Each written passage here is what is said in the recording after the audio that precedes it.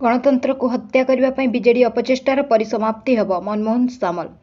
विजु जनता दल परित्याग कर बीजेपी जोगदेले चित्रकोंडार पूर्वतन विधायक श्री डंबरुधर सीसा। वरिष्ठ कांग्रेस नेत्री श्रीमती रश्मि महापात्र निज समर्थकों गहण बीजेपी सामिल। जटणी निर्वाचन मंडल वरिष्ठ बीजेडी नेता श्री संतोष जेना आनुष्ठानिक भाव बीजेपी हेले सामिल। धामनगर निर्वाचन मंडल वरिष्ठ बीजेडी नेता तुषार मिश्र, ब्लॉक बीजेडी उपसभानेत्री संजीता मिश्र प्रमुखों बीजेपी योगदान। विशिष्ट शिक्षाविद डॉक्टर सस्मिता सामंत बीजेपी योगदान। नयागढ़ जिला दसपल्ला निर्वाचन मंडल शह शह बीजेडी नेता और कर्मी सामूहिक भाव बीजेपी योगदान। चित्रकोंडार पूर्वतन विधायक श्री डंबरुधर सीसा विजु जनता दल परित्याग कर बीजेपी जोग देइचंती। तांको सह राहुल खेमजी, प्रकाश प्रधान, सांटो हालदार, देव पोडियामी, अर्जुन किर्सानी, प्रद्युम्न दास प्रमुख बीजेपी सामिल होइचंती।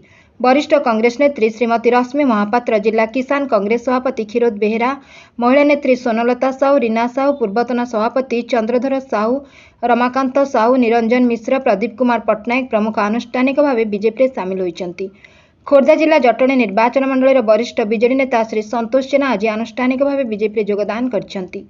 श्री जेना समेत भुवनेश्वर ब्लॉक पूर्वतन बीजेडी सभापति चित्तरंजन पट्टनायक, पूर्वतन सरपंच दिवाकर मंगराज, अजय साहू, अवसरप्राप्त प्रशासनिक अधिकारी संतोष कुमार राय, पूर्वतन समिति सभ्य विजय केतन मंगराज, समिति सभ्य प्रताप विश्वाल, बुधादित्य माझी, बसंत नायक, दुर्गाशंकर भंजदेव, सोनालिसा सामल, संजय साहू, सूरत राय, मिनती महापात्र, अशोक सुबुद्धि, समाजसेवी फतिमा बेगम, रहीमा बीबी, नैमुल हक खान, शेख आजिजुल प्रमुख बीजेपी सामिल होइचंती।